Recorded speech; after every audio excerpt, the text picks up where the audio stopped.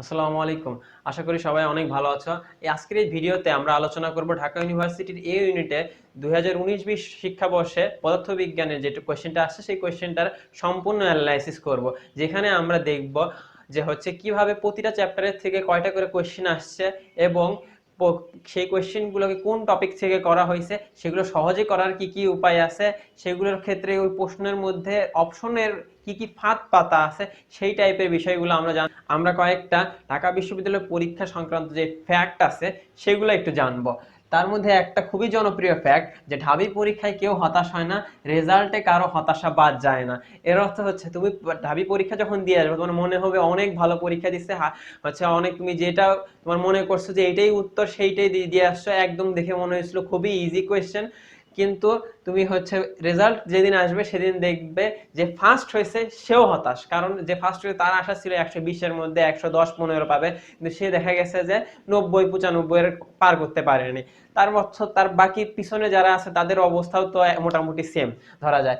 তারপরে MCQ direct যেটা উত্তর মনে হবে সেটাই সবার প্রথমে থাকে। এটা ঢাবির যে পরীক্ষা প্যাটার্নের খুবই জনপ্রিয় একটা কথা, যে দেখা যায় যে অধিকাংশ প্রশ্ন তোমরা আজকে সলভ করতে গেলেও দেখতে পারবা অধিকাংশ প্রশ্নেরই যেটা তোমার এক চান্সে মনে হবে এটাই উত্তর, সেটাই আছে কত নম্বরে, ক নম্বরে। তুমি ওইটা উত্তরটা দিয়ে দিবা, পরে হয়তো একটু খেয়াল করলে দেখতে পারবা তোমার আসল উত্তরটা গ নম্বরে আছে বা প্রশ্নে কোনো টুইস্ট আছে, সেই টুইস্টের জন্য উত্তরটা কিন্তু অন্য জায়গায় আছে, কিন্তু তুমি প্রথমেই অ্যান্সারটা ভরাট করে ভুল করে ফেলাইছো। কিন্তু এর মানে এই না যে প্রথমে উত্তর থাকতে পারে না, প্রথমে অবশ্যই অনেক সময় উত্তর থাকে, কিন্তু যে দেখা যায় যে মোস্ট অফ দ্য কেসে ঢাবি কোয়েশ্চেনে এটা এই চিন্তা করেই সেট করা হয় যে ছাত্র এক চান্সে মনে করবে এটাই উত্তর আর সেটাতে অ্যান্সার করে তার ভুল হয়ে যাবে। আশা করি তোমরা জিনিসটা ধরতে পারছো। আর এরপরে আরো একটা খুবই জনপ্রিয় একটা কথা, যে প্রশ্ন কঠিন মনে হলেও কঠিন না, উত্তর সহজ মনে হলেও সহজ না। তোমার প্রশ্ন অনেক সময় কিছু কিছু প্রশ্ন দেখে মনে হবে হাবিজাবি অনেক, কি কই থেকে আসলো এই জিনিসটা, এটা তো কিছুই বোঝা যাচ্ছে না, কিন্তু সেটা আসলে কঠিন মনে হলেও সেটা হয়তো অনেক সিম্পল একটা টপিক থেকে আসে, জাস্ট তোমার সেটা চিন্তা করে বের করতে হবে সেটা কোন টপিক থেকে আসছে। এখন আর উত্তর সহজ মনে হলেও সহজ না, অনেক সময় মনে হয় একদম সিম্পল উত্তর, এটা কিছুই করা লাগবে না, এটা করে ছেড়ে দিলাম। দেখলে কিন্তু হঠাৎ করে দেখলা যে পরীক্ষা শেষে যায় দেখতেছ তোমার এক বন্ধু এসে বলছে, এ বন্ধু দেখছিলি তুই ওইখানে একটা শর্ত দেওয়া ছিল, সেই শর্তটা দেখা হয়েছে? তা তুমি বলবো কোন শর্ত, কিসের শর্ত? আমি তো কোনো শর্ত দেখিনি। তারপরে তুমি যখন শর্তটা খুলে দেখো যে ওই জায়গায় একটা ছোট্ট করে একটা শর্ত দেওয়া ছিল, সেই শর্তটা দেখে তুমি দেখলা যে তোমার উত্তর ভুল হয়ে গেছে। অনেক ক্ষেত্রে দেখা যায় যে এই ভুলটা হয় বেশিরভাগ, জি এর মান 10 মিটার পার সেকেন্ড দেওয়া থাকে, তুমি হিসাব করছো 9.8 মিটার পার সেকেন্ড দিয়ে, কিন্তু হিসাব ওর মধ্যে লেখা ছিল সাইডে 10 মিটার পার সেকেন্ড। আবার কিছু কিছু ক্ষেত্রে দেখবা প্রথম কোশ্চেনের ক্ষেত্রে দেখবা লাস্টে 9 লেখা আছে, সেই 9টা অনেক সময় ধরা পড়ে না চোখের মধ্যে। এইটা আসলে পরীক্ষার হল থেকে বের হওয়ার পরে ধরা পড়ে, যখন ধরা পড়ে আসলে কোনো লাভ হয় না। তাই এই সকল বিষয়গুলো খুবই মাথার মধ্যে কনসিডার করার পরে তুমি পরীক্ষা দিতে যাবে। আর পরীক্ষার প্রতি মুহূর্তে তোমার মাথায় খুব সাবধানতা অবলম্বন করতে হবে যে প্রত্যেকটা প্রশ্নে হয়তো কোনো না কোনো একটা ঘাপলা করা আছে, সেই ঘাপলাটা তোমার ধরতে হবে এবং সেটা বুঝে শুনে অ্যান্সার করতে হবে। আমরা প্রত্যেকটা প্রশ্নেরই কি কি ঘাপলা ছিল সেটা নিয়ে আলোচনা করছি, তোমরা সেটা আবার এই এখনই তোমরা দেখতে পারবা, যেটা প্রত্যেকটা চ্যাপ্টার একদম সিরিয়াল ওয়াইজ করা হয়েছে। তাই আর বেশি কথা না বলে আমরা কোশ্চেন সলভের দিকে চলে যাই। প্রথম প্রশ্ন, নিচের কোনটি ভরের একক নয়? এই প্রশ্নটা তোমরা যখন পরীক্ষার হলে দেখবা তখন তোমাদের অনেকের চোখে এই 9 লেখাটা ভেসে উঠবে না, 9 লেখাটা দেখা যাবে না। তখন হয় কি যে নিচের কোনটি ভরের একক এটা মনে হয়। আর সেই জন্যই তুমি যারা একটু পড়ালেখা করছো তারা জানো যে এএমইউ মানে কি অ্যাটমিক মাস ইউনিট, তোমরা একদম কনফিডেন্সের সাথে, প্রচন্ড কনফিডেন্সের সাথে এএমইউ টিক দিয়ে দিবা, কারণ অ্যাটমিক মাস ইউনিট এটাই ভরের একক। আর ওদিকে তাকাবা না, জাস্ট এই করেই তোমাদের একটা মার্ক চলে যাবে, 0.25 মাইনাস হয়ে যাবে। এখন তোমাদের এই জিনিসটা খুব ভালো করে মনে রাখতে হবে, এটা তুমি ঢাকা ভার্সিটিতে কোয়েশ্চেন নেবে, পরীক্ষা দিতে আসছো, এখানে তোমাকে পদে পদে বিপদে ফেলা হবে।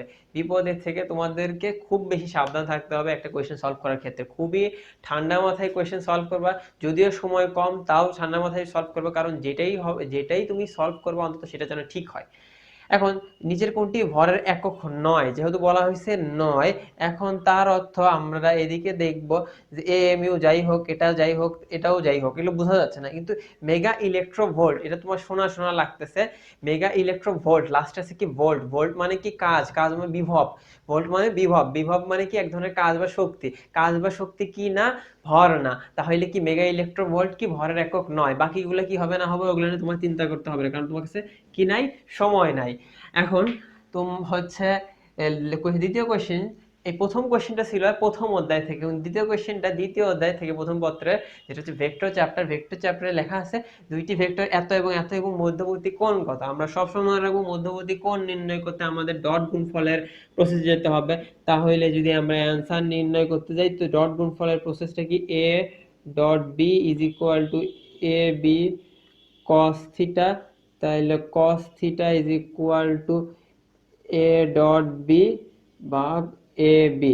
এখন যদি সাইডে একখানে লিখি যে 3i minus 3j plus 0k, আর বিটা যদি লিখি 5i plus 0j plus 5k। এখন আমি ডিরেক্ট গুণ করবো, 3 5 15, আশা করি তোমরা জানো এটা 3 0 0, এটাও 0, ঠিক আছে। আর এ কত, বি কত, এ হচ্ছে যে 3 root over 3 square plus 3 square, এইখান থেকে আসবে 3 রুট 2, 3 রুট 2, আর এই বি এর কাছ থেকে আসবে root over 5 square plus 5 square 5 root 2 into 5 root 2। আশা করি বোঝা গেছে। এখান থেকে তোমরা কি করতে পারবা, 15 নিচে 15 গুণন 2, 15 15 কাটা, তাহলে থিটা সমান সমান cos inverse minus half is equal two 60 degree. Direct তোমরা এটা কি 60 ডিগ্রি, এইটা তোমরা খুবই তাড়াতাড়ি মুখে মুখে এই অঙ্কটা হিসাব করবা। এখন যে তৃতীয় কোয়েশ্চেনটা আসছে, এইটা আসছে তৃতীয় অধ্যায় বা গতি চ্যাপ্টার থেকে, যেটা মূলত একটা গ্রাফ রিলেটেড কোয়েশ্চেন। প্রত্যেক বছরে ঢাকা বিশ্ববিদ্যালয়ের এই ফিজিক্স কোয়েশ্চেনে অন্তত একটা করে গ্রাফ রিলেটেড একটা কোয়েশ্চেন থাকবেই, কারণ ঢাকা বিশ্ববিদ্যালয়ে এটা একটা একদম পছন্দের একটা মানে টপিক, যে গ্রাফ দিয়ে একটা কোয়েশ্চেন দেওয়া। যাই হোক, এই কোয়েশ্চেনটা দেখে অনেকেই ভয় পেয়ে যেতে পারো যে বিশাল বড় একটা কোয়েশ্চেন, দেখি কি করা যায়। একটি গাড়ি স্থির অবস্থা থেকে পি বিন্দু হতে সোজা পথে চলা শুরু করলো, ঠিক আছে, বোঝা গেল চলা শুরু, তারপর সেটা মন্দনের কারণে গাড়িটি থেমে গেল, কিছু একটা হইলো। তবে একইভাবে সেই গাড়ি প্রথমে গতি বাড়িয়ে এবং পরে গতি কমিয়ে আবার যাত্রা শুরু করে পি বিন্দুতে ফিরে আসলো। বলছে কোন লেখচিত্রটি গাড়িটির গতিবেগ বা গতিপথকে নির্দেশ করে। এখন আমরা দেখব গ্রাফগুলো কি হিসাবে দেওয়া আছে। গ্রাফগুলো আমরা যদি দেখি, প্রত্যেকটা গ্রাফই এক্স ভার্সেস টি হিসাবে দেওয়া আছে। এক্সটা কি সরণ, টিটা কি সময়, মানে সরণের সাপেক্ষে সময়ের যে গ্রাফটা দেওয়া আছে। আর আমরা এইখানে এই কোয়েশ্চেনটা সলভ করতে হলে আমাদের যেটা দরকার, এই সরণের সাথে সময় রিলেটেড যে সূত্রটা আছে সেই সূত্রটাকে আমাদের জানতে হবে। সেই সূত্রটা কি, যে আমরা জানি s is equal to ut plus half at square. এখানে গাড়িটি স্থির অবস্থা ছিল, মানে এইখানে এটার মান 0, আর এই s এর মানটা কি x হাফ এটি স্কোয়ার, এখানে x সমানুপাতিক টি স্কোয়ার। x সমানুপাতিক টি স্কোয়ার মানে কি, x এর সাথে t এর সম্পর্ক বর্গের ন্যায়। বর্গের ন্যায় সম্পর্কগুলো আমরা কেমন জানি, সরল রেখিক হয় কি না, কোনোদিনও না সরল রেখিক। এটা হচ্ছে y is equal two mx। কিন্তু যদি x এর সাথে যদি এইরকম বর্গ আকৃতির সমীকরণ হয়, তাহলে সমীকরণটা হবে এইরকম একটু বাঁকা বক্র আকৃতির। তার মানে এই যখনই তুমি এই হচ্ছে ফরম্যাটটি জানতে পারলা যে এই কোশ্চেনে এই ফর্মুলায় অনুসারে একটা গ্রাফ তৈরি হবে, তুমি নিশ্চিত ক খ বাদ, ক খ আর কোনো কথা নাই। এখন কথা হলো গ আর ঘ এর মধ্যে কি কোনো একটা হতে পারে কি পারে না, সেটা হলো আমাদের প্রশ্ন। এখন গ আর ঘ এর মধ্যে লেখা আছে কি গাড়িটি থেমে গেল, এই ক্ষেত্রে মনে হতে পারে তোমার এখানে থেমে গেল, তারপর আবার পিছন দিক দিয়ে আসা শুরু করছে। ঘটনাটা কিন্তু এরকম মনে হতে পারে, কিন্তু এইটা আসলে সাইনের গ্রাফ, যেখানে এই অংশটা ঋণাত্মক মান নির্দেশ করতেছে। কিন্তু আমরা এখানে কোনো ঋণাত্মক মানের কাজ করতেছি না। ব্যাপারটা এইরকম যে তুমি একটা পয়েন্ট থেকে যাওয়া শুরু করলা, তারপরে যেতে যেতে এক্স এর মান একটা সময় বৃদ্ধি পেয়ে আবার এইখানে আসলো। এমন হয়নি যে এই পয়েন্টটা পার হয়ে চলে গেছে। এই পয়েন্টটা যদি পার হয়ে চলে যেত, তাহলে সেই ক্ষেত্রে হয়তো যে নেগেটিভ প্রান্তের একটা কথা আসতো। কিন্তু এইটা যেহেতু ঘুরে আবার ওই অরিজিন পয়েন্টে, যে 0 থেকে বৃদ্ধিপ্রাপ্ত হয়ে একটা হাইয়েস্ট পিক পয়েন্টে আসছে, পিক পয়েন্টের থেকে আবার কি ঘুরে আবার 0-তে আসছে। তার অর্থ এই যে এই হচ্ছে এই গ্রাফটা, এই যে আমরা যাচ্ছি যাচ্ছি যাচ্ছি একটা পিক পয়েন্টে গেলাম, আবার মানে গতিপথের এই শেষ মুহূর্তে আবার যে অরিজিন পয়েন্টটা ছিল, অরিজিন লাইনটাই আবার ফিরে আসছে, এখানে কোনো নেগেটিভের কারবার নাই, তার অর্থে গ নাম্বার হবে না, অবশ্যই অ্যান্সার কোনটা হবে, ঘ নাম্বার। এখন আমরা যে কোশ্চেনটা দেখতেছি এই কোশ্চেনটা গতিবিদ্যারই আরেকটা অংশ থেকে আসা, যে কোশ্চেনটা বলতেছে 5 মিটার উচ্চতা হতে একটি বালক 20 মিটার পার সেকেন্ড বেগে অনুভূমিকের সাথে 30 ডিগ্রি কোণে উপরের দিকে একটা বল নিক্ষেপ করে, তাহলে বলটির বাতাসে বিচরণ কাল কত সেটা নির্ণয় করতে হবে। তোমরা বিচরণ কালের যে এক সূত্রটা জানো, মূলত তোমরা এই সূত্রটা অনেকেই করে আসছো, যে সূত্রটা দিয়ে তোমরা চিন্তা করবা যে টি is equal two 2u sin theta ভাগ জি, এইটা দিয়ে ইউজ করতে অনেকে চিন্তা করতে পারো, কিন্তু আসলে এইটা এখানে ইউজ হবে না, কারণ এই বলটা কি ভূমির থেকে মারা হয়নি। এখানে যে ঘটনাটা হয়েছে, ঘটনাটা এইরকম একটা 5 মিটার উচ্চতার একটা দালানের ছাদের উপর থেকে ভূমির সাথে আনুভূমিকের সাথে যে 30 ডিগ্রি কোণে ছুঁড়ে মারা হয়েছে। আর এই ক্ষেত্রে আমরা জানি যে হচ্ছে এই সলভটা করার জন্য আমাদের একদম সিম্পল বেসিক ফর্মুলা থেকে যেতে হবে। বেসিক ফর্মুলা কি, h is equal to ut plus half at square, যেখানে এই অরিজিন পয়েন্ট যেখান থেকে কাজগুলো শুরু হয়েছে তার উপরের দিকগুলো আমরা সবকিছু পজিটিভ ধরি এবং নিচের জিনিস বিষয়গুলোকে সবকিছু নেগেটিভ ধরি। তাহলে এই 5 হচ্ছে নিচে যেহেতু, সেজন্য 5 মাইনাস h এর মান, তারপরে 20 উপরের দিকে পজিটিভ সাইন 30 ডিগ্রি, t এর মান জানি না, হাফ এই মাইনাস 9.8 কি, কারণ জি সবসময় কোন দিকে কাজ করে, নিচের দিকে, জি 9.8, সেজন্য আমরা মাইনাস 9.8। এখান থেকে একটা আমরা সমীকরণ পাইলাম, সেই সমীকরণে আননোন ভ্যালুটা হচ্ছে টি এর আননোন ভ্যালু, সেই টি এর আননোন ভ্যালু আমরা দ্বিঘাত সমীকরণের এক্স এর আননোন মান বের করার যে নিয়মটা আছে, minus b plus minus root over b square minus 4 a c নিচে 2 ইন্টু এ, এই সূত্রটার মাধ্যমে আমরা পেলাম কি এই প্লাস মাইনাস দুইটা মান পাইছি। প্লাস মিনিংটা বোঝায় এই ঘটনাটা যদি উপর দিকে আমি মারতাম এইভাবে, তাহলে যে টাইমটা পাওয়া যেত সেই টাইমটা প্লাসের মাধ্যমে পাওয়া যায়। আর এই ম্যাথমেটিক্স এর মাধ্যমে, ম্যাথমেটিক্স তো আসলে কথা বলতে জানে এইভাবে, মানে ম্যাথমেটিক্স কথা বলে কিসের ভাষায়, চিহ্নের ভাষায়, প্লাস মাইনাসের ভাষায়। তাহলে প্লাস মাইনাসের ভাষায় আমরা হচ্ছে এই নেগেটিভ অংশটা দিয়ে বুঝাই যে নিচের দিকে যদি 30 ডিগ্রি কোণে মারতাম তাহলে মাইনাস মানটা পাওয়া যাইতো। যেহেতু আমাদের বলেই দিছে এখানে উপরের দিকে নিক্ষেপ করা হয়েছে, তাই মানে আমাদের মাইনাস মানটা নিতে হবে না, শুধুমাত্র প্লাস মানটা নিয়ে আমরা দেখবো অ্যান্সারটা কি ক। কিন্তু এখন কিন্তু তোমরা চাইলেও এই কোয়েশ্চেনটা এইভাবে সলভ করতে পারবে না, কারণ তোমাদের কাছে কি নেই, সময় নাই। সময় নাই যেহেতু, তার মানে এইভাবে করা যাবে না, তোমাদের কোনো ট্রিক মানে ফলো করতে হবে। সেই ট্রিকটা কি ফলো করবা, যে এখানে দেখবা এই গুণ চিহ্নের যে খ নাম্বারটা আছে 10 গুণন, এইটা তো হবেই না, কারণ তুমি জানো যেই হচ্ছে মানটা আসে দ্বিঘাত সমীকরণ, এখান থেকে তুমি বুঝতে পারছো যে এটা দ্বিঘাত সমীকরণের ফর্মুলায় পড়বে। এখন দ্বিঘাত সমীকরণের ফর্মুলায় তো গুণ দুইটা উপরের অংশে, লবের অংশে দুইটা অংশ যোগ বিয়োগের মাধ্যমে থাকবে, গুণ অবস্থায় কোনোভাবেই থাকবে না, তার মানে এটাই তোমার প্রথমে বাদ। তারপরে কথা, তুমি জানো যে উপরের দিকে নিক্ষেপ করতে বলছে, ডিরেক্ট বলেই দিছে এখানে, তার মানে নিচের দিকের কথা আর নাই। যদি শুধু বলতো নিক্ষেপ করা হয়েছে, যে উপরের দিকেও বলেনি নিচের দিকেও বলা হয়নি, তাহলে সেই ক্ষেত্রে প্লাস মাইনাস দুইটা মানেরই অ্যান্সার হইতো। কিন্তু এখানে শুধুমাত্র উপর দিকে বলা হয়েছে, আর উপর দিকে তুমি এইটা বেসিকটা তোমার জানা আছে আগে থেকে, যেটা কি বলে যে উপর দিকে মারতে হলে এই দ্বিঘাত সমীকরণের প্লাস মানটা নিতে হবে। তার মানে এইখানে কোনটাই শুধু প্লাস মান আছে, এইটাই প্লাস মান আছে, এইটাতেও প্লাস মাইনাস মাইনাস আছে, তার মানে এই দুইটা তোমাকে এলিমেন্ট করে এগুলো একদম বাদ দিয়ে তোমার কাছে হচ্ছে ডিরেক্ট শুধু এই ক নাম্বারটাই অ্যান্সারটা থাকবে। ক নাম্বারের অ্যান্সারটাই তুমি ঠিক মারবা, জাস্ট তোমার কি ধারণার ভিত্তিতে। এটা নিয়ে তোমার যদি এটা তাও নাও পারো যে কি, তাহলে তোমরা কি করবা, স্কিপ করবা। এখন আমরা যে কোশ্চেনটা সলভ করব সেটা গতিবিদ্যার আরো একটা কোশ্চেন, যেটা বলতেছে একটি বস্তু পাই মিটার পার ব্যাসার্ধে পথে 4 মিটার পার সেকেন্ড সমুদ্রতে ঘুরছে, একবার ঘুরে আসতে কত সময় লাগবে। এটা দেখেই বোঝা যাচ্ছে যে কৌণিক গতিবিধির যে অংশটা আছে, টপিকটা আছে, সেই টপিকের থেকে আসছে, যেখানে একবার ঘুরে আসতে কত সময় লাগবে। একবার ঘুরে আসা মানে কি পর্যায়কাল, পর্যায়কাল T is equal to 2 pi by omega, আর আমরা জানি কি omega r is equal to v, we are bhai brother. এখান থেকে ওমেগা সমান সমান ভি বাই আর, তাহলে 2 পাই ওমেগা, ওমেগার জায়গায় আমি লিখবো কি ভি, উপরে লিখবো আর, এইখানে 2 পাই আর এর জায়গায় কি পাই মিটার ব্যাসার্ধ, আর ভি এর জায়গায় কি 4, তাহলে কাটাকাটি করলে উপরে পাই স্কয়ার ভাগ কত 2 সেকেন্ড। তার মানে খুব সহজে এটা খ নাম্বার অ্যান্সার। এরপরে যে কোয়েশ্চেনটা আছে, এরপরের কোয়েশ্চেনটা আমরা যদি দেখি, এই কোয়েশ্চেনটা আসছে নিউটনীয় বলবিদ্যার থেকে, তাও আবার কি ভরবেগ অংশ থেকে, যেখানে দেখা যাচ্ছে স্থির অবস্থায় থাকা একটি বস্তু বিস্ফোরিত হয়ে দুইটা টুকরায় বিভক্ত হয়ে ভি1 এবং ভি বিপরীত দিকে চলমান আছে, তাহলে ভি1 এবং ভি2 এর অনুপাত কত। যেখানে এইখানে আমরা জানি যে এই সূত্রটা হবে কি পি আদি ভরবেগ, পি হচ্ছে আদি, পি ভরবেগ আদি ইজ ইকুয়াল টু কে শেষ। শেষ অর্থ কি? সংঘর্ষের পরে বা টুকরা হয়ে যাওয়ার পরে। এখন এইখানে আদিতে আমরা কি দেখতে পাচ্ছি? আদিতে স্থির অবস্থায় ছিল, মানে আদিতে যদি এম আর ভি ভরের হয় আর পরে যায় যদি এম ওয়ান আর v one plus m two V two হয়, এইখানে এই ভি ওয়ানের মান হচ্ছে যেহেতু জিরো আদিতে শূন্য ছিল, আর এম ওয়ান এর জায়গায় এম ওয়ান রাখলাম, ভি ওয়ান এর জায়গায় ভি ওয়ান রাখলাম। এইখানে এম টু, এই ভি টু এর মান কি? ডিরেক্ট ভি টু না, ভি টু এর মান কি? মাইনাস ভি টু, কারণ দুইটা কি পরস্পর কোন দিকে? পরস্পর বিপরীত দিক। সেই দিকটা প্রকাশের জন্য আমরা ভি টু কে মাইনাস করে রাখলাম। তাহলে M one V one equal to M two V two.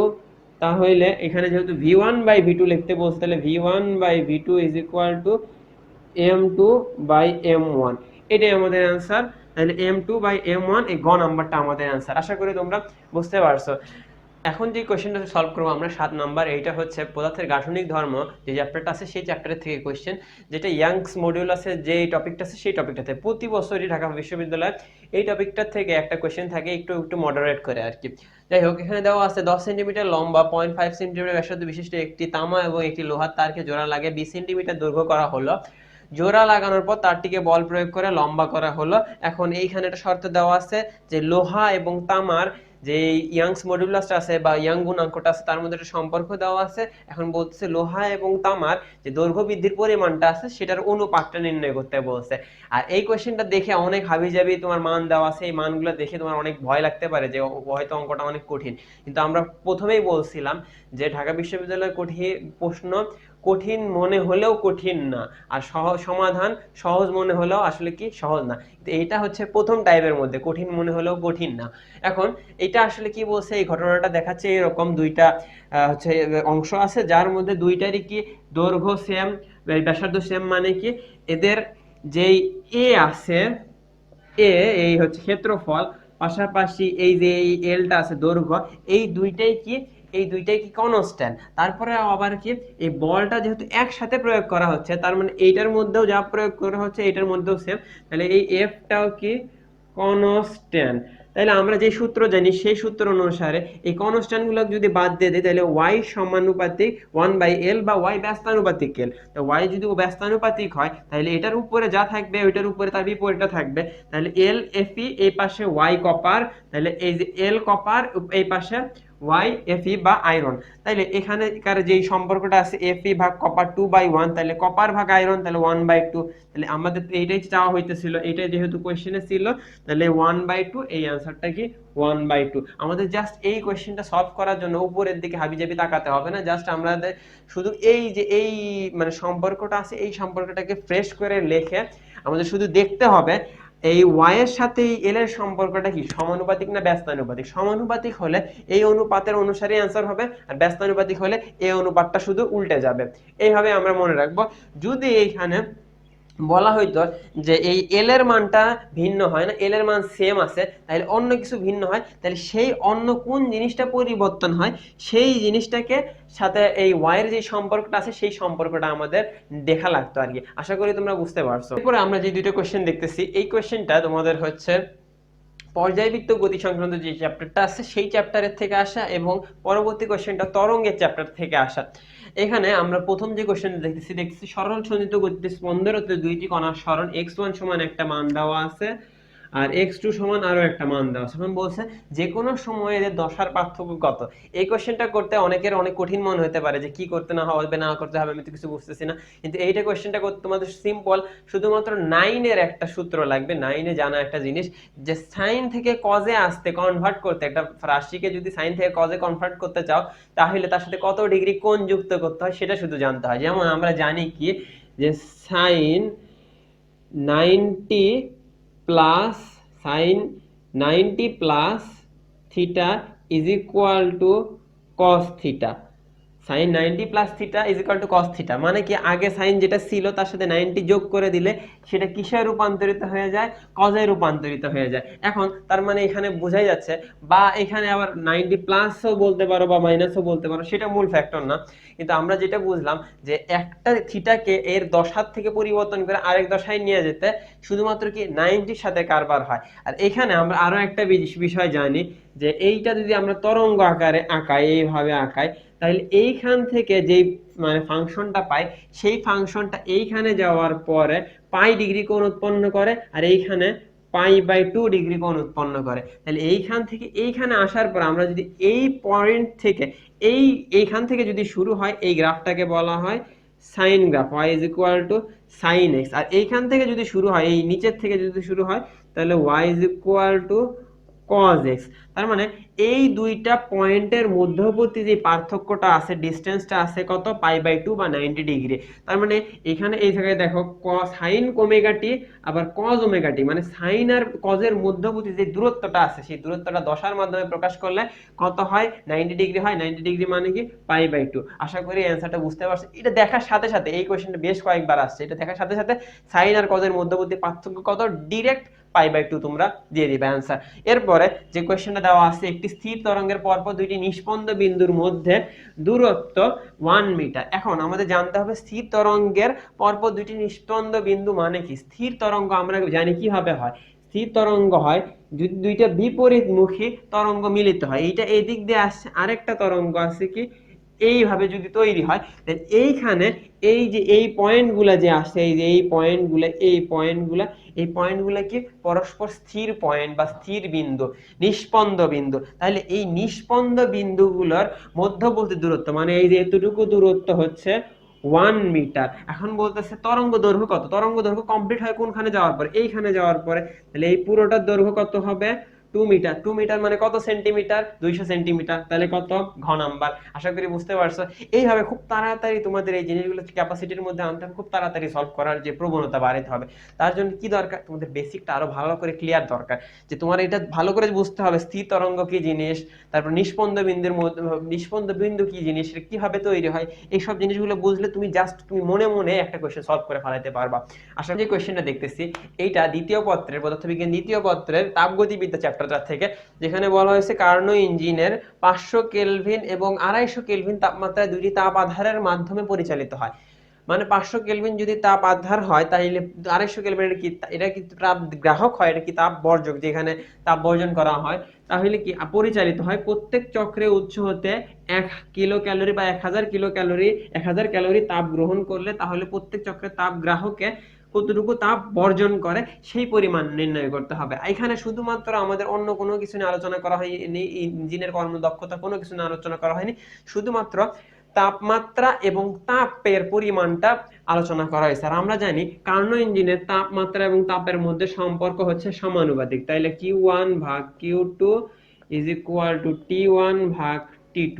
তাইলে এখানে আমাদের কাছে চাইছে কোনটা, তাপ বর্জন করে, তাইলে তাপ বর্জন করে কি Q2 is equal to T2 by T1 into Q1।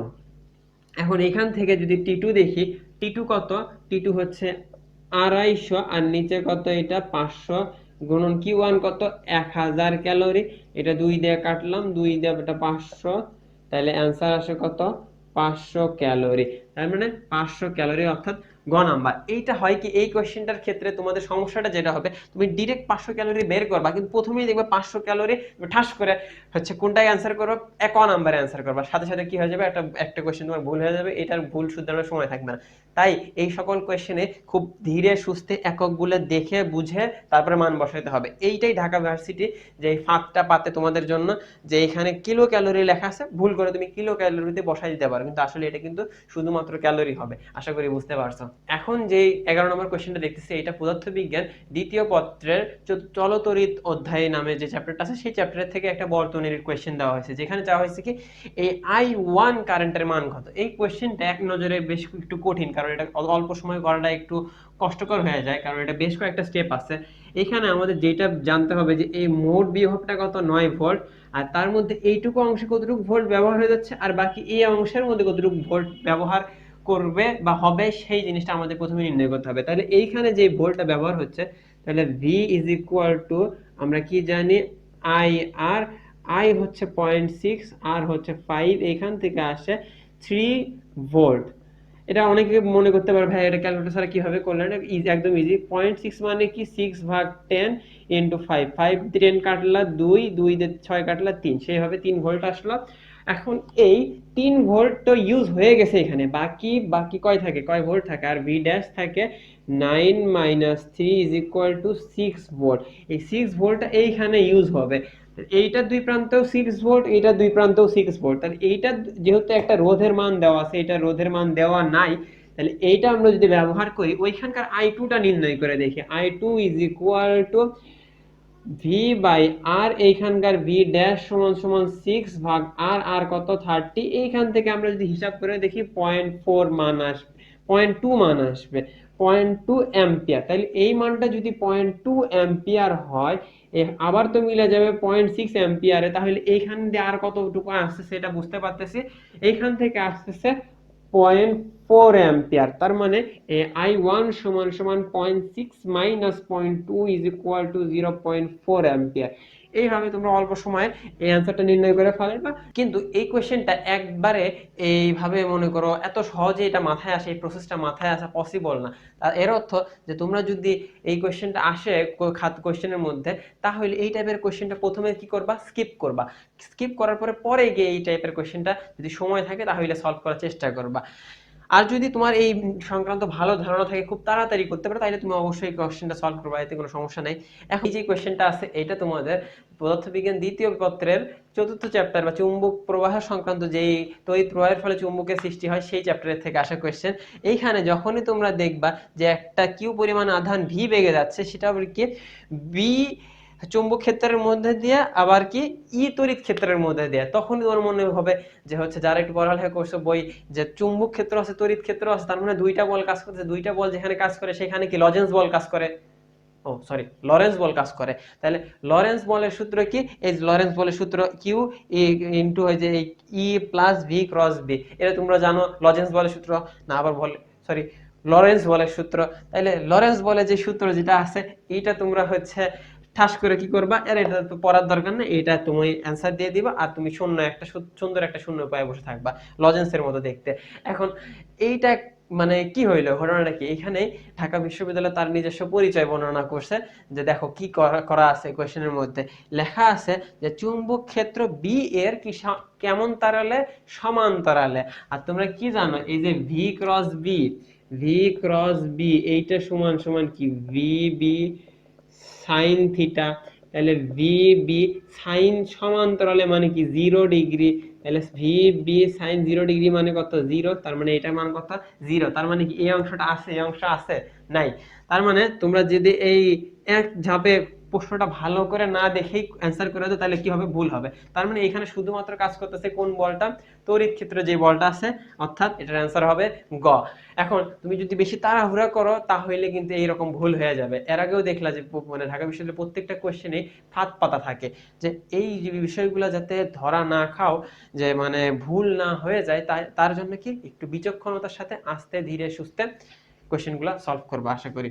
13 নম্বর প্রশ্নটা তোমাদের জ্যামিতিক আলোক বিজ্ঞান যে চ্যাপ্টারটা আছে সেই চ্যাপ্টার থেকে, এবং 14 নম্বরটা ভৌত আলোক বিজ্ঞান চ্যাপ্টার থেকে আসছে। এই জ্যামিতিক আলোক বিজ্ঞানে দেওয়া আছে যে কাগজের ভর হিসাবে ব্যবহৃত একটি পুরো কাঁচ খণ্ডের উপর থেকে নিচে তাকালে একটি কাগজের উপর দাগ উপর প্রান্ত হতে 6 সেন্টিমিটার নিচে দেখা যায়। মানে এরকম একটা কাগজ, একটা কাঁচের যদি আমি খাড়া উপর থেকে দেখি, নিচে একটা কাগজ রাখা আছে, সেই কাগজের মধ্যে একটা দাগ, সেই দাগটাকে দেখা যায় যে 6 সেন্টিমিটার। 6 সেন্টিমিটার আসলে এটা কি, এটা আসলে আপাত দূরত্ব, এটা কি আপাত দূরত্ব, কিন্তু আসল যে দূরত্বটা আছে, প্রকৃত যে দূরত্বটা আছে, সেটা হচ্ছে কি কাঁচের যে পুরুত্বটা। আর আমরা একটা সূত্র জানি, এই মিউ ইজ ইকুয়াল টু প্রকৃত দূরত্ব ভাগ কি আপাত দূরত্ব। তাহলে মিউ এর মান যেহেতু 1.5 দেওয়া আছে, আর প্রকৃত দূরত্বটাই হচ্ছে পুরুত্ব, আর আপাত দূরত্বটা 6 সেন্টিমিটার। এই 1.5 মানে 3/2, এটা গুণ করার পরে 9 সেন্টিমিটার আসলো। তার মানে আমাদের অ্যান্সারটা কত, এই 9 সেন্টিমিটার। আর এর পরের যে কোশ্চেনটা দেখতেছি আমরা, যে ভৌত আলোক বিজ্ঞানের ব্যতিচারের ক্ষেত্রে উজ্জ্বল বা গঠনমূলক ঝালরের শর্ত কি।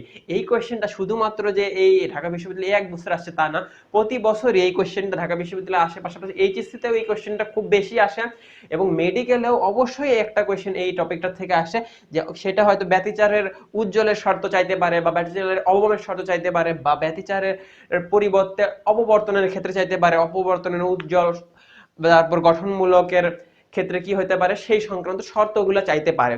এখন এইটা আমাদের মানে অনেক সময় তোমাদের কনফিউশন হয়ে যায়, তাই আমি একটা মানে ট্রিক মনে রাখতাম, যে নিউমোনিক্স এর মাধ্যমে এটা মনে রাখার চেষ্টা করতাম। সেটা হচ্ছে ব্যতিচার মানে ইংরেজিতে হয় ইন্টারফিয়ারেন্স। ইন্টারফিয়ারেন্স মানে কারো প্রবেশ ঘটা বা অনুপ্রবেশ ঘটা তোমার জীবনে। মানে কি, তুমি আগে থেকে একটা হচ্ছে তোমার আগে থেকে জীবনটা কেমন ছিল, অবম ছিল, অবম যখন ছিল তোমার জীবনটা কেমন ছিল, বেজোর ছিল, তারপরে কারো ইন্টারফিয়ারেন্স ঘটলো, জোর হয়ে গেল, জোর হয়ে যাওয়ার পর জোর হওয়া অবস্থায় তোমার জীবনটা কেমন উজ্জ্বল। এখন আমরা দেখি সেই ঘটনাটা মিলাই নেই। উজ্জ্বল হতে হলে এই যে ব্যাচের A sine theta is equal to আমাদের প্রতি ক্ষেত্রেই ল্যামডা বাই 2 ইউজ করতে হবে। সেই ল্যামডা বাই 2 এর কেমন গুণিতক হতে হবে, জোর গুণিতক হলে উজ্জ্বল। আর যদি বিজোড় গুণিতক টুয়াইস এন প্লাস 1 বিজোড় গুণিতক অফ এই ল্যামডা বাই 2 এর হয়, তাহলে কি অবম। এটা কি ইন্টারফিয়ারেন্সের ক্ষেত্রে।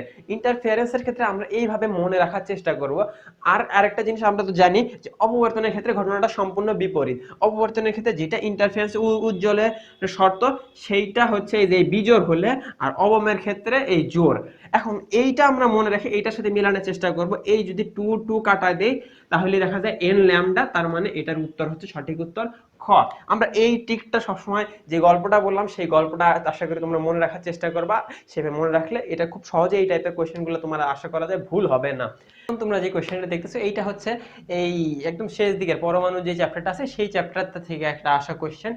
যে কোশ্চেনটা দেখে তোমাদের মনের মধ্যে একটু খটকা লাগতে পারে, এটা কেমন কোশ্চেন, যে অ্যালুমিনিয়ামের উপর 27 নিচে 13, ইলিয়ামের উপর 27 নিচে 2, সিলিকনের উপর হচ্ছে সালফারের উপর উপরে 27 নিচে 2, এখন মানে 14। এখন এইটা মানে লাস্টে একটা ফাঁকা ঘর আছে, বলছে অনুপস্থিত কণা। এখন এদিকে মনে হতে পারে এইখানে তোর ভর সংখ্যা থাকে, ভর সংখ্যা সবগুলো 27 কেন। আর হচ্ছে এইটার মূল কারণ হচ্ছে এটা হচ্ছে ভুল কোয়েশ্চেন, এই কোয়েশ্চেনে একটু ভুল আছে। আর এরকম আসলে মানে ঢাকা বিশ্ববিদ্যালয়ে বেশ প্রতি বছরই কয়েকটা কোয়েশ্চেনে ভুল থাকে, এমনকি রিটেনেও ভুল আসছে, আর অন্য সব সাবজেক্টেরও কিছু কোয়েশ্চেনে ভুল আছে। এই ভুল খুব একটা বড় ফ্যাক্ট না, কারণ এই হচ্ছে ভুলে ভরা আমাদের এই সোনার বসুন্ধরা। এখন যেহেতু হচ্ছে ভুল থাকবেই, এটা নিয়ে তোমাদের আসলে টেনশন করার কোনো দরকার নেই, কিন্তু তোমাদের একটু এই সব ক্ষেত্রে ক্যাপাসিটি খাটাইতে হবে, যে তুমি কি আসলে জানো নাকি এখানে কোনটা অরিজিনাল অ্যান্সার হবে। সে অরিজিনাল অ্যান্সার তোমার নিজের মেধার বুদ্ধিতে খাটায় এখানে কাজটা করতে হবে। যদিও এইখানে হওয়ার কথা ছিল বিষয়টা এমন, যেটার পরিবর্তনে এমন হয়ে গেছে, যে এইখানে বিষয়টা হওয়ার কথা ছিল এইখানে 27, এইখানে 4, এইখানে হচ্ছে খুব সম্ভবত 30। এখন ওইটা তুমি তখন একদম ইজিলি বের করতে পারতো, তখন কি 3 আর 2 এ কত হয়, 13 আর 2 এ 15, 15 14, তাহলে নিচে 1 থাকলো, আর উপরে 27 আর 4 এ হয় 31, এখানে 30টা চলে গেছে, তাইলে এখানে 1 থাকলো। আর এইটা বোঝা যাচ্ছে এইটা কি হাইড্রোজেন। হাইড্রোজেন মানে কি, হাইড্রোজেন 1 মানে এখানে একটা বোঝা যাচ্ছে এখানে একটা কি তৈরি হবে, প্রোটন তৈরি হবে। বা এইখানে যদি 1 না থাকে তাহলে এখানে কত তৈরি হতো, একটা প্রোটন তৈরি হইতো, যেটা এই হাইড্রোজেনের হয়তো একটা মনে করো ইলেকট্রন চলে যাওয়ার পরে যেটা তৈরি হয় প্রোটন। যাই হোক, এখন এই জিনিসটা তো লেখা নাই, এখন লেখা নাই তাতে কি হয়েছে, কি সমস্যা, তুমি জাস্ট এই 1 তো বের করতে পারতেছো, এই নিচেরটা তো ঠিক ছিল, 13 13 আর 2 15, 15 14 1, নিচে 1 আসলো, এই 1 দেয়া তুমি এখন দেখো আলফা পার্টিকেলের কি নিচে 1 থাকে না, আলফা পার্টিকেলের নিচে 2 থাকে। তারপরে হচ্ছে এই ইলেকট্রনের নিচে কি 1 থাকে, ইলেকট্রনের নিচেও 1 থাকার কথা না, তারপরে প্রোটনের নিচেও 1 থাকে না। তাহলে এইখানে পারমাণবিক সংখ্যা 1 শুধু কিসের ক্ষেত্রে থাকে, প্রোটনের ক্ষেত্রে থাকে। সেই জন্য প্রোটনটা কি, প্রোটন হচ্ছে মূলত এমন দেখতে, এই H প্লাস, H প্লাসের এইখানেও তো কত 1 থাকে। উপরের ওই হিসাবটা হয়তো ভুল হয়ে গেছে, সেটা সমস্যা নাই, তুমি যেহেতু ধারণা করতে পারলে এটাতে 1 থাকে তাহলে এটাতেই অ্যান্সার করবা। এইভাবে অনেক সময় একটু নিজের ক্যাপাসিটি খাটায়, সাধারণ বুদ্ধি খাটায়ও এই ভুল কোশ্চেনগুলো অ্যান্সার করে আসতে হয়। আশা করি তোমরা বুঝতে পারছো। এখন আমরা রিটেন কোশ্চেনের দিকে যাব, যে রিটেন কোশ্চেন নিয়ে এবারে বিশাল বড় একটা হাহাকার হয়েছিল, কারণ এই সর্বপ্রথম 2019-20 সালে রিটেন কোশ্চেন আসছে, আর অনেকগুলো রিটেন কোশ্চেনে অনেক ধরনের সলভ আসছে। যাই হোক, সেইগুলো আমরা একদম সিম্পলে সমাধান করার চেষ্টা করবো এখন। দেখতেছি সেটা হচ্ছে পদার্থবিজ্ঞানের মানে যে রিটেন পার্টের যে কোশ্চেনটা আসছিল তার মধ্যে 50 মিটার পার সেকেন্ড সমবেগে চলন্ত 2500 কেজি ভরের একটি গাড়ি মন্দনের ফলে 2500 মিটার দূরত্ব অতিক্রম করার পরে গাড়িটি থেমে যায়। এখন গাড়ি থামানোর জন্য প্রয়োজনীয় বল এবং সময় নির্ণয় করতে হবে। এই কোশ্চেনে একটু ভুল ছিল, যেটা 50 মিটার পার সেকেন্ড এটা বাংলায় ছিল না, এটা ইংরেজিতে ছিল। যাই হোক, এখন আমরা এটা কোশ্চেনটা সলভ করব। কোশ্চেনটা সলভ করার জন্য আমাদের মূলত কি চাইছে, প্রয়োজনীয় বল চাইছে। আমরা কি জানি, বল F = m এ, m এর মান জানি 2500 কেজি দেওয়া আছে, এর মান জানি না, এর মান নির্ণয় করতে হবে। এখন আমাদের আর কি দেওয়া আছে, 50 মিটার পার সেকেন্ড দেওয়া আছে, এই আদি বেগটা দেওয়া আছে, শেষ বেগ কি থেমে গেছে যেহেতু, তাহলে v, তাহলে এই v এটা কি 0, তারপর 2as, এই পাশে u এর মান 50 বসাই আমরা, এই পাশে নিয়ে আসলাম, মাইনাস হয়ে গেল, into 2a into s, s কত 2500 মিটার। তারপরে এই এর মানটা বাদ রেখে এই পাশে 50 গুণন 50, 50 গুণ করলে আমরা জানি হয় এই 5 5 25, আর দুইটা শূন্য, সেই দুইটা শূন্য, 2 ইন্টু 2500, তাইলে এই যে 2500 কাটা যাওয়ার পরে মাইনাস হাফ থাকে, এই মাইনাস হাফটা এখানে আনে বসাই দিলাম, এখানে মাইনাস 1250 নিউটন। কিন্তু বলছে গাড়ি থামানোর জন্য প্রয়োজনীয় বল, প্রয়োজনীয় বল এই পরিমাণ বল, সেই জন্য এখানে আমরা মাইনাস চিহ্নটা দিব না। তারপর কি সময় চাইছে, আমরা দেখতেছি a = v - u ভাগটি, v এর মান 0, 0 মাইনাস u কত ছিল আদিতে 50 মিটার, সেজন্য 50 মাইনাস হাফ, এটা আমরা গুণ করার পরে 100 সেকেন্ড পাইছি। এটাই আমাদের এইভাবে সহজে কোশ্চেনটা সলভ হয়ে গেল। এরপরে আমরা যে 2 নাম্বার কোশ্চেনটা দেখতেছি, এই কোশ্চেনটা মূলত পর্যায়বৃত্ত গতির যে চ্যাপ্টারটা আছে সেই চ্যাপ্টারটা থেকে আসছে, প্রথম পত্রের। একটি বস্তু সরল দোলন গতিতে x = 6 cos 6 pi t plus pi metre সমীকরণ অনুসারে চলতেছে, বস্তুটির গতীয় কম্পাঙ্ক কত চাইছে, আর চাইছে কি t = 2 সেকেন্ডে বস্তুর বেগ এবং ত্বরণের মান কত। এখন এইখানে যে আমরা অনেকে মনে হতে পারে যে এই বস্তুর গতীয় সমীকরণটা তো এই মানে a সামথিং sin ওমেগা এরকম হচ্ছে সিস্টেম ছিল, এখানে cos এর কি জন্য। এখন আমাদের ওটা নিয়ে কোনো চিন্তা করার কারণ নেই, কারণ হচ্ছে এই সাইনে থাকুক কজে থাকুক দুইটা সেম ফাংশন, এটা তেমন একটা মানে শুধুমাত্র একটা ফেজ পার্থক্য আলাদা, বাকি সবকিছু সেম আছে। কিন্তু যেহেতু এখানে কজে দেওয়া আছে, আমরা কজেই হিসাব করব, আমাদের অন্য কোনো টেনশন করার বা চিন্তা করার এখানে দরকার নাই। এখানে যদি আমরা দেখি যে হচ্ছে প্রথমে কি ছিল x এইটা, আর আমরা ধরে নিব আমাদের যে ফাংশনটা সেটা কজের ফাংশনই আছে, x = a cos omega t plus পাই। এখন এই পাই না, আসলে এইটা তো এই এই হচ্ছে দশা পার্থক্য, এই ডেল্টা দ্বারা প্রকাশ করা হয়। এখন এই ওমেগার সাথে এটা তুলনা করে, ওমেগার স্থানে আছে 6 পাই, তাহলে ওমেগা = 6 পাই, আর ওমেগা আমরা জানি 2 পাই f, 2 পাই f = 6 পাই, তাহলে চাইছে কি কম্পাঙ্ক, তাহলে f = 6 পাই বাই 2 3 হার্টজ। এখন চাইছে কি বেগ এবং ত্বরণ, আমরা কি জানি যদি এই স্মরণের ফাংশনটাকে আমরা একবার ডিফারেন্সিয়েশন করি তাহলে পাওয়া যায় বেগ, এবং দুইবার ডিফারেন্সিয়েশন করলে পাওয়া যায় কি ত্বরণ। তাহলে একবার ডিফারেন্সিয়েশন করার পর দেখতেছি এটাকে ডিফারেন্সিয়েশন করে cos কে ডিফারেন্সিয়েট করলে মাইনাস সাইন হয়, মাইনাস সাইন, তারপরে এই 6 পাই এর 6 এই সামনে আসলো, এই 6 পাই এই সামনে চলে গেল, তারপরে এইটা কি 2 সেকেন্ডের জন্য আমরা এই t এর জায়গায় 2 বসাই দিলে 6 দুকানো 12, 12 পাই প্লাস পাই ইকুয়াল টু কত 0। কেন 0? কারণ সাইন 13 পাই এর মান আসে 0, আমরা জানি সেই 0 হিসাবে এটা গুণ করার পরে অ্যানসারটাও কত আসে, 0 আসে। যদি আমরা এই অংশটা ডিফারেন্সিয়ালি কি আসে, তাহলে তোর এইটা দেখাই মাইনাস c করলে হয় cos, cos কে করার পর এই যে আবার ডিফারেন্সিয়েশন করলাম, ডিফারেন্সিয়েশন করার পরে 6 পাই ছিল, আরো একটা 6 পাই, সেজন্য স্কয়ার, তারপর এইটার মধ্যে আমরা একটু ডেভেলপ করার পর t = 2 মান বসালাম, তাহলে 12 হয়ে গেল, 12 প্লাস এইটা কত আসলো 216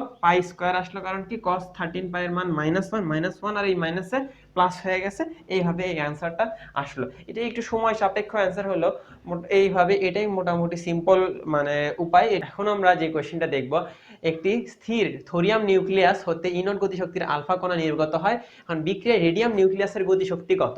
এখন এটা দেখে অনেকের এটা মনে হতে পারে ভরবেগ টপিক, ভর ত্রুটি টপিক থেকে আসছে, কিন্তু মূলত এটা ভর ত্রুটি টপিকের সাথে সংযুক্ত কোনো এখানে ডাটা দেওয়া নাই, বা এখানে কোনোভাবে ইন্ডিকেটও করা নাই যেভাবে বোঝা সম্ভব যে এটা ভর ত্রুটি থেকে আসছে। আর ভর ত্রুটির সেই থিওরি অনুসারে এটা সলভ করা পসিবল না। কিন্তু যেখানে যেহেতু এখানে একটি স্থির নিউক্লিয়াস থেকে বলছে, স্থির থোরিয়াম নিউক্লিয়াস ছিল, আর হচ্ছে যেহেতু এখানে গতিশক্তি রিলেটেড কিছু কথা বলে দেওয়া আছে, তাইলে এটা ধরা যায় যে এটা কি ভরবেগ টপিকটা থেকে আসছে। এখন আমরা যদি এখানে একটা দেখি সংঘর্ষের টাইপের একটা বিষয়, যে থোরিয়াম নিউক্লিয়াসটা ছিল যেটা পরে সংঘর্ষের পরে বা কোনো হচ্ছে তেজস্ক্রিয়তার ফলে দুইটা আলাদা টুকরা পরিণত হয়। একটা টুকরা হচ্ছে কি আলফা কণা আর একটা টুকরা কি রেডিয়াম। আলফা কণা একদিকে ছুটে যায়, রেডিয়াম তার বিপরীত দিকে। এখন আলফা কণার আমরা ভর 4, রেডিয়ামের ভর 216 আর থোরিয়ামের ভর 220। এখান থেকে আমরা যদি দেখি যে থোরিয়ামের আদি ভরবেগ পরবর্তী ঘটনার পরবর্তী ভরবেগ দুইটার কি যোগফলের সমান। আদি ভরবেগটা যেহেতু থোরিয়ামটা আগে কি ছিল, কেমন ছিল, স্থির ছিল, তাই এটা ধরা হয়েছে কি 0। আর এটা কি এম আর ভি আর ভরবেগ যেহেতু, আর এই ভরবেগের ক্ষেত্রে এই মাইনাসটা কেন দেওয়া হয়েছে, কারণ রেডিয়াম যেই দিকে যাচ্ছে আলফা কণাটা তার বিপরীত দিকে। এখন দুইটা যদি আমরা আলাদা করি, আমরা যেহেতু বের করতে চাচ্ছি কারটা গতিশক্তি, কার গতিশক্তি, রেডিয়ামের গতিশক্তি, তাইলে রেডিয়ামের বেগটা আমরা একটু একটা ফর্মুলেট করে রাখলাম এখানে, যে আলফা ভাগ এম আর, এখান থেকে ফর্মুলেট করে রাখলাম। এখন আমরা যদি রেডিয়ামের গতিশক্তির সূত্র ফালাই, যে রেডিয়ামের গতিশক্তি হাফ ইন্টু রেডিয়ামের ভর গুণন রেডিয়ামের বেগের বর্গ। এখন এই হাফ ইন্টু, এখানে আমাদের একটু কলা কৌশল মানে ব্যবহার করতে হবে, একটু ট্রিক খাটাইতে হবে, যে এখানে এম রেডিয়াম রাখলাম আর এই অংশে যেহেতু ভি আর এখানে আমরা মান বের করছি, সেই মানটা এখানে লিখলাম। লেখার পরে এখন এই জায়গায় বেশ কয়েকটা স্টেপ আছে, একটু কমপ্লেক্স লাগতে পারে অনেকের কাছে, যে এইখানে আমরা করছি যেটা, যে এই ভি আলফা স্কয়ার এটাকে বাহিরে নিয়ে গেছি, তারপর এম আলফা এটাও স্কয়ার হয়, একটা এম আলফাকে এখানে নিয়ে আসছি, একটা এম আলফাকে এখানে রাখছি, তারপরে এই হাফটা এইখানে নিয়ে আসছি। কেন এইখানে নিয়ে আসছি এই হাফটা, কারণ আমরা এইখানে একটা জিনিস তৈরি হয়েছে, দেখা যাচ্ছে half M alpha V alpha square, এইটা কি প্রকাশ করে, এটা আলফার গতিশক্তি প্রকাশ করে। আর কারণ কি, কি জন্য আমরা নিলাম, কারণ আমাদের ই নট নামে একটা আলফা গতিশক্তি দেওয়া আছে, সেই মানে সেই রাশিটা আমাদের লেখার জন্য এইভাবে আমরা ফর্মুলেট করলাম, যাতে এটার পরিবর্তে আমরা ই নট লিখতে পারি। তারপরে এইখানে যেটা দেখতেছি এম আলফা, নিচে এম আলফা একটা ছিল আর এম রেডিয়াম স্কয়ার ছিল, আর এই শুরুতে এম রেডিয়াম ছিল, সেই রেডিয়াম আর এখান থেকে কাটাকাটি করে একটা রেডিয়াম থাকে।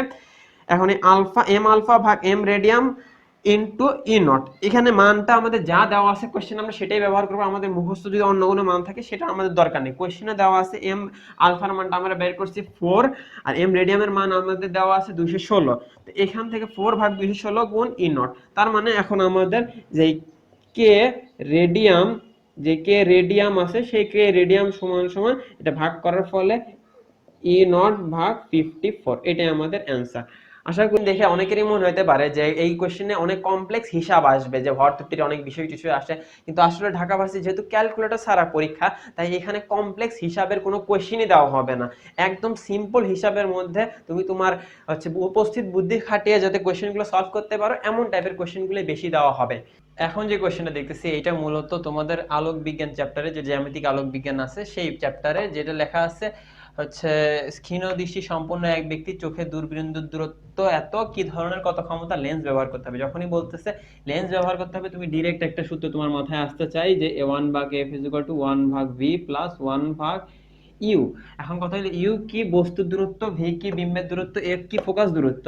এখন তোমার এইখানে বলছে কি ক্ষীণ দৃষ্টি মানে কি, সে কাছের জিনিস দেখতে পায়, দূরের জিনিস দেখতে পায় না।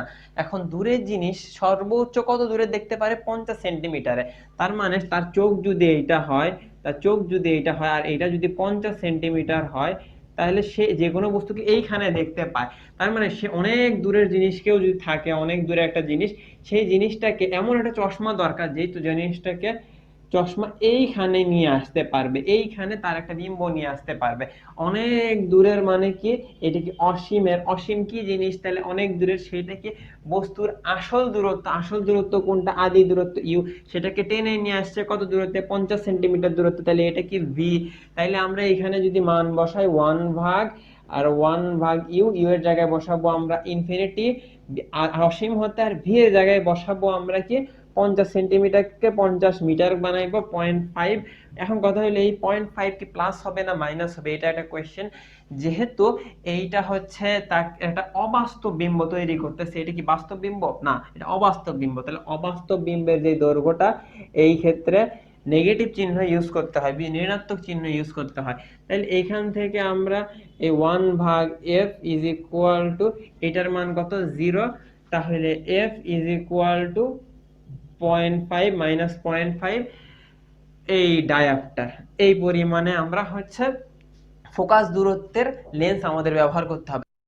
এত ফোকাস দূরত্বের মানে তা কত, এখন এর হচ্ছে E ইজ ইকুয়াল টু 1 ভাগ f, তা p ইজ ইকুয়াল টু -1 ভাগ মাইনাস এই যে 0.5, 0.5 মানে আসলে কত, মানে 0.5 মানে আসলে মাইনাসটাকে সামনে রাখলাম হাফ, তাহলে এই 2টা উপরে আসলো, উপরে -2 ডায়াপ্টার।